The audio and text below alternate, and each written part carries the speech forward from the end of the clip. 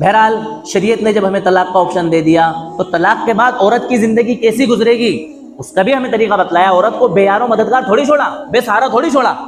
کہ بھئی طلاق کے بعد میں اب عورت کے ساتھ کیا معاملہ کیا جائے گا, اس کی زندگی کیسے گزرے گی, اس کے اخراجات کیسے پورے ہوں گے. نمبر 1, ہم لوگوں کا کلچر اور رواج یہ ہے کہ ہم زندگی کے اندر تو عورت کو مہر نہیں دیتے, لیکن اتفاق سے اگر عورت کو مہر مل جائے تو ایک اچھی خاصی موٹی رقم عورت کے پاس جاتی ہے, جس کے ذریعے عورت اپنا کوئی بھی کاروبار شروع کر کے اپنے روزگار کو اور اپنے بزنس کو آگے بڑھا سکتی ہے. نمبر 2, یہ عورت اپنے شوہر سے طلاق کے بعد میں عدت گزارے گی. اس عدت کے دوران کا جو کچھ بھی نان و نفع ہوگا وہ شوہر کے ذمے ہوگا, شوہر ان اخراجات کو پورا کرے گا. عدت کے بعد میں یہ عورت اپنے گھر والوں کے پاس چلی جائے گی تو اس کے والد, اس کے بھائی, اس کے رشتہ داروں کے ذمے اسٹیپ بائی اسٹیپ, اگر والد نہیں ہے تو بھائی, بھائی نہیں ہے تو چچا وغیرہ وغیرہ, اس طرح سے اسٹیپ بائی اسٹیپ اس کے رشتہ داروں کے ذمے اس کے اخراجات اور اس کی ضروریات کیا ہوں گی, عائد ہوں گی کہ وہ اس عورت کی کفالت کریں اور اس کے اخراجات کو کیا کریں, پورا کریں. نمبر 3, اگر وہ عورت بچوں والی ہے تو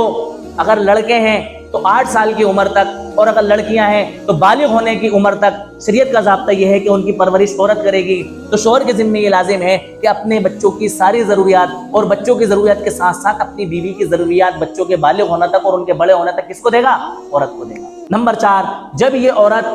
اپنے شوہر کے گھر سے وہاں چلی گئی ہے تو شریعت نے اس کو ادھورا یوں بھی نہیں چھوڑا ہے کہ اس عورت کے جو اخراجات ہیں وہ لوگ اٹھائیں گے جو لوگ اس عورت کے مال میں اس کے کیا بنیں گے, وارث بنیں گے.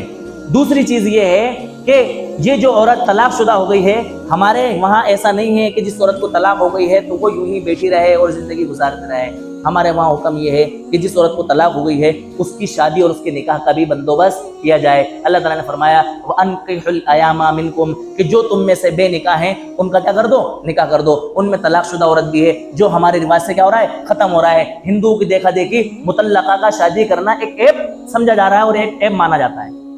گھر والے لوگ بھی اس کی کوشش نہیں کرتے, وہ عورت بھی کوشش نہیں کرتی, وہ زندگی یوں ہی گزار دیتی ہے.